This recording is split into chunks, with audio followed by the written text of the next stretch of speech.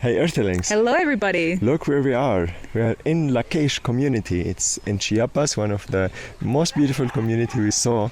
I've been there for 10 years and those beautiful beings had invited us even to their intimate space to be in a birthday party, and we felt very inspired to share this video because they have so much to offer.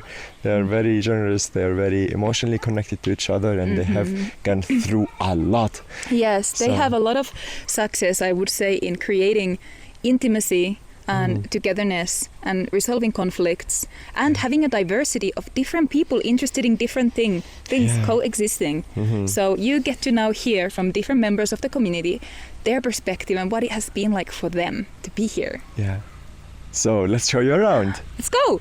So this is the entrance of the place. This is the chocolate factory. We're gonna share about it later. And this is the communal space. That's the kitchen and the common space as well. And here they are building a new ecological place made of organic material. And it's going to be a cloth factory where there's produced the beautiful organic natural clothing from Selena. Here they have an clay oven. You can see they used to do this for like heating and cooking a big amount of food and making pizza. Now let's hear about the vision of the community from Rosabelia, who is a founding member. This will be translated to English and other part will be all in English. Nace del momento en el que claramente vi que como humanidad ya no teníamos salida si seguíamos en la misma dirección. Entonces la intención era crear y es crear un modelo de vida, una manera de existir y de vivir en este planeta que sea una alternativa para la humanidad, que sea una alternativa primero para nosotros y vivirla y ver los desafíos que eso supone, y que sea una nueva cultura basada en el amor, en la verdad, en la transparencia, y crear confianza en todos los seres, entre todos los seres vivos, humanos y no humanos. El trabajo interior aquí es fundamental. No puede estar aquí una persona que no esté dispuesta a hacer su trabajo radicalmente, o sea, su trabajo de transformación, porque no podemos cargar a nadie, tenemos que levantarnos juntos y eso supone mucha transformación interior.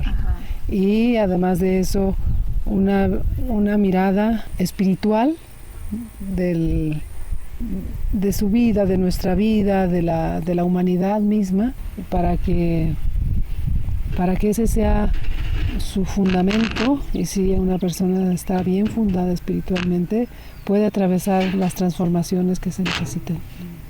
Here you guys eat 3 meals a day together. Yes. How does that work? Does it work?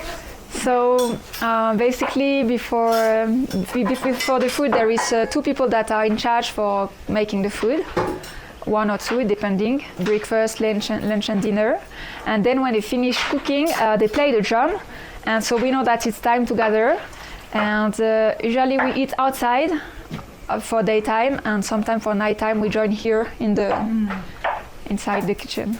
And we don't only eat, we first all join and hold hands and thanks for the food, for the people that did cook, and have a bit of singing together for also thanking this moment.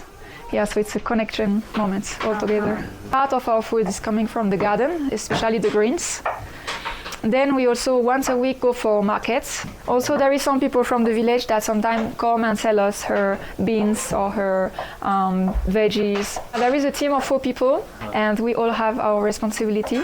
So for example, Jorge is going every week for shopping with one of us or one of someone that is not in the team but want to help this day. First of all, we try to have vegan food, and we try to include a bit like the things that are important for everyone, like that everyone can choose if you want a sweet or salty, and if it's more cooked or raw.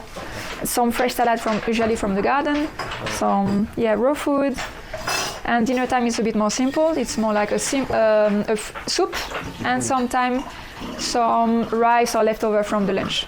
So when we come back from shopping, we are also in charge. For example, if we do shopping here, the carrots that are already oldish, we put them first to make sure that we first eat what is to be eaten. And yeah, when we cook also we look. Yes, we bought half ton. It's also very important here that the food is not only for eating, but it's also medicine. So we cook, we want to have a peace atmosphere in the kitchen while we are cooking, and we put a lot of intention in our food, and we try not to use too much spices or plants that can be medicinal, like that everyone can find his own way to eat.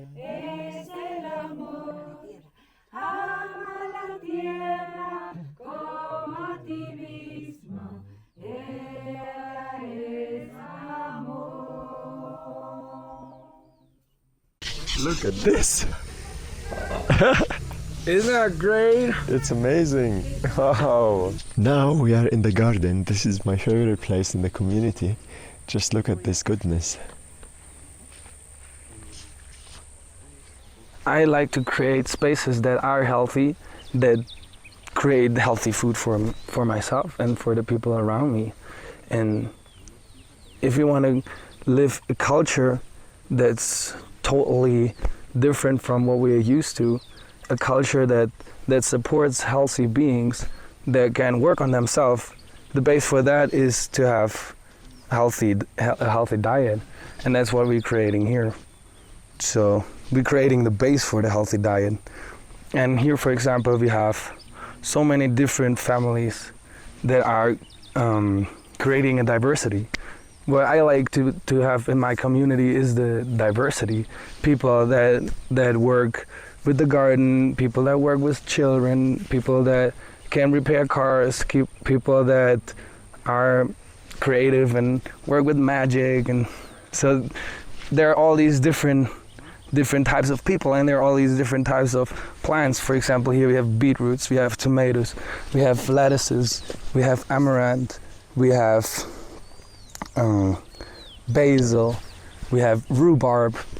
All this diversity keeps everything healthy. It feeds the ground, it feeds different microbes. So my vision is that we continuously expand the garden so that we can not only feed ourselves but also the people around us. I think the more we get to know how things function, the easier it is to create lots of food in beautiful places with little input of work, so that people can do that too. What I want is that people like you come here and you say, wow, that's so cool, that looks so good and so easy, I think I can do it myself, I want to do it at home. I want to make the whole space, like not only the garden, so that we got a design for the land and plant lots of trees. Nut trees, fruit trees, timber trees, firewood trees, so that we can sustain ourselves here and that we can really live off from the land. What we mainly use to fertilize our grounds is compost. Here, this is a compost pile that has like 4 or 5 weeks. So in here, you can maybe see a little bit you can see a little bit the steam coming off. Mm-hmm. Part of the ingredient is all the weeds that we take out of the garden, very tough grass, and then we layer it with all the food waste. And for giving it another boost, we have this beautiful stuff that looks already like soil, but it's actually shit. We just took it out of the compost, the dry compost toilet on Friday. This is two days ago. So this is the chemistry of turning waste material that everybody hate and feel even ashamed of into something very vital for the garden and for our food and for the ecosystem. You gave birth to your first child here in the community. What was that experience like? It was a very magical experience for me, because the whole community was supporting and accompanying this process, and I felt very much in confidence with my body and with the whole natural process that was going on because of this environment of support and trust that came from outside, from the people living in the community. And it was very magical this day because the whole community was outside making a fire and praying and singing and playing the drums. And even the animals were there present. The cat was sitting on the house and on our yurt, and the dogs were also in front of the door, so they were all like so present. I had 2 midwives that were accompanying us, but the whole birth process was supported and accompanied by David, my partner, and my mom. So this was actually the team that was helping Aru to come to this world. I think that there is a fear. This is the most natural thing, and it's also important because you are opening a door of death and life. It's not like I felt it as if I was just living until this point. I did not know what was going to happen, and I just completely surrendered and let go and told myself it's going to be like it has to be. I mean, we cannot control these kind of things. But due to the fact that I was the whole pregnancy here and I could attend all my needs and all my ¿Qué tienes? So I could really be a relaxed pregnant woman, and I think this is really important to have a really beautiful experience in the birth. When there is a lot of stress during the pregnancy, I think this complicates a lot. After the birth, this starts a completely new life. From that moment on, I had to breastfeed every 2 hours. I could not sleep anymore. And it's such an intense and challenging experience you cannot imagine of before. And to have the support of other people that can take the child for a moment, that can help you cook and clean and sustain the space around, this is the most biggest gift you can have. I think otherwise you get crazy completely. Wow.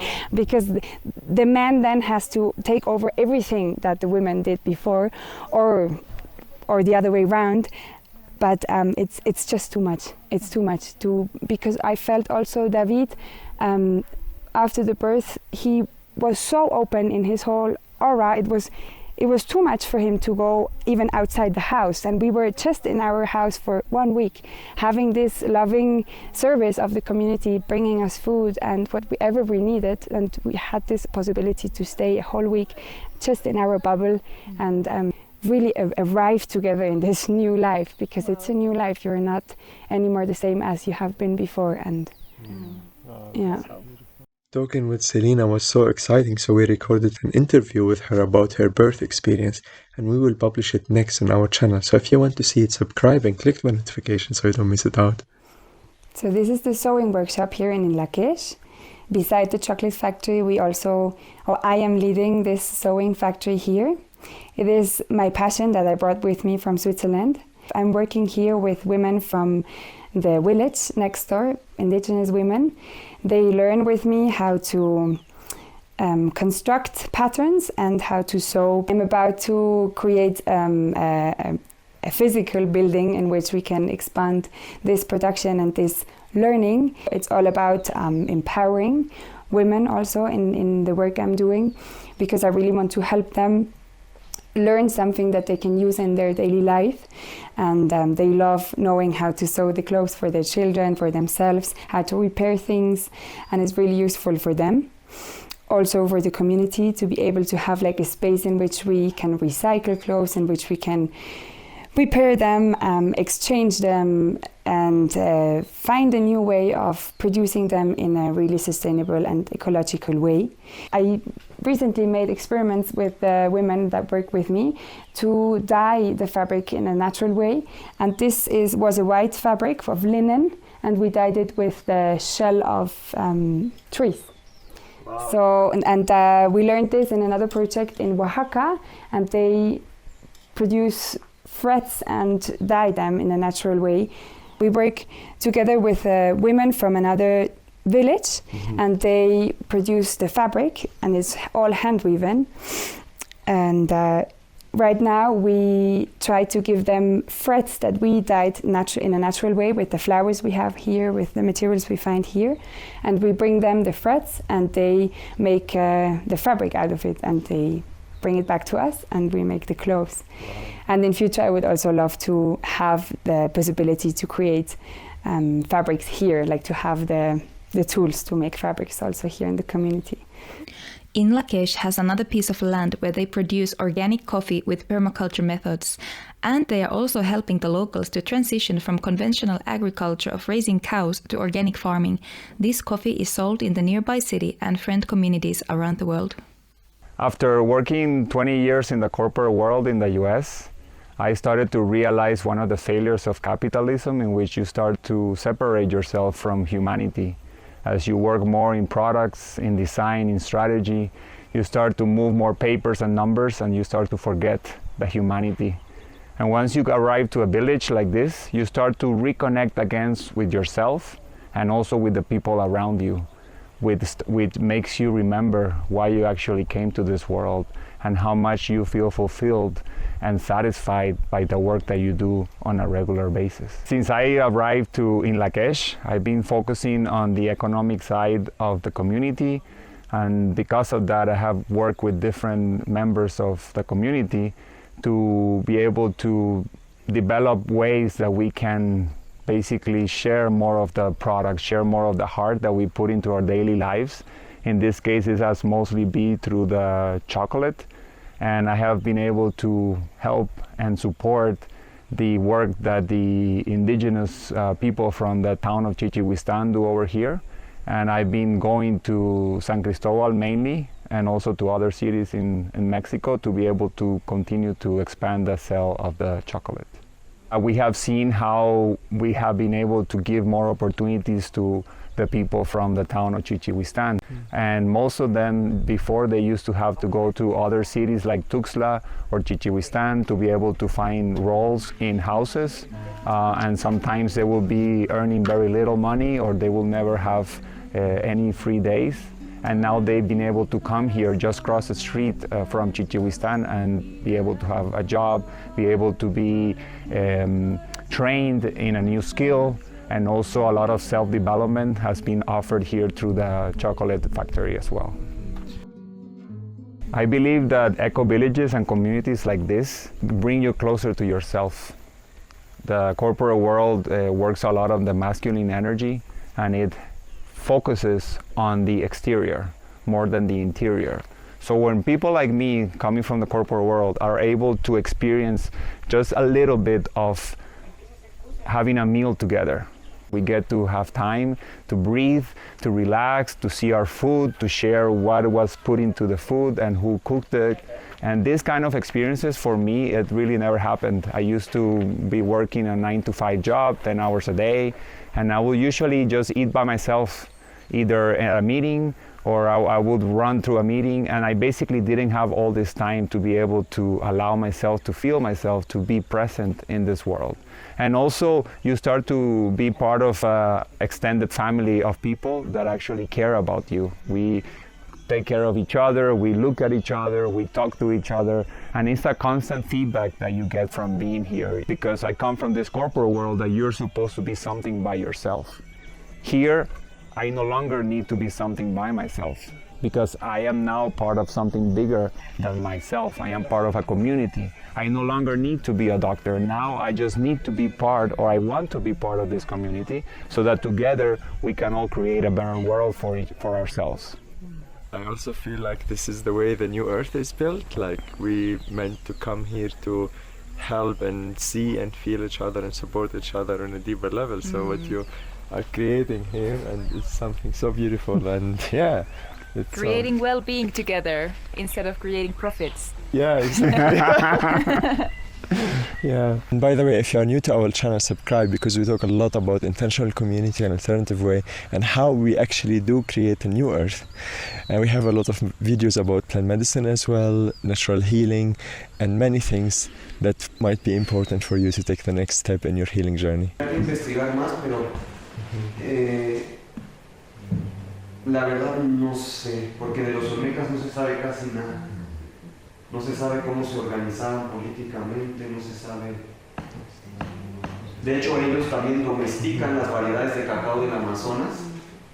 I've been here for a few weeks now, and the reason I came here is because the community invited a possibility management trainer to come and do an expand the box training. Since that moment, there has been a lot of changes in the community because the members of the community got the distinctions about feelings and emotions from possibility management, in which a feeling is a source of energy that you use in the now. It's consciousness in action. And in which an emotion is something that you still have in your body from the past. It's reactivity, and that is for healing. And so when you know that some of your emotional sensations are reactivity, you can take more responsibility for them. And I've noticed the people in Inla Kesh make feelings and emotions important, make communication important, because they're a community that is all about connecting and exploring relationships. And now they have tools also to have more distinction in what they are feeling and how to communicate about it. In the community, there's less taboo on having feelings now. It's more seen as something that is normal. It's even practiced now. Like 3 times a week, there is a rage practice to connect to the force of rage and the clarity of rage. And yeah, to be able to be more authentic around each other and not have to hide creates more intimacy and also belonging. Because if I share myself the way I am and I'm received, then I am received how I am, and for me that is belonging.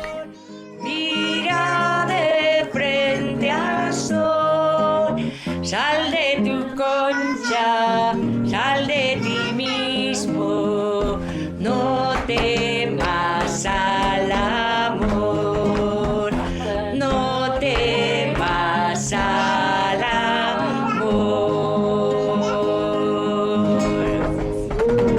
Qué bonita seguro.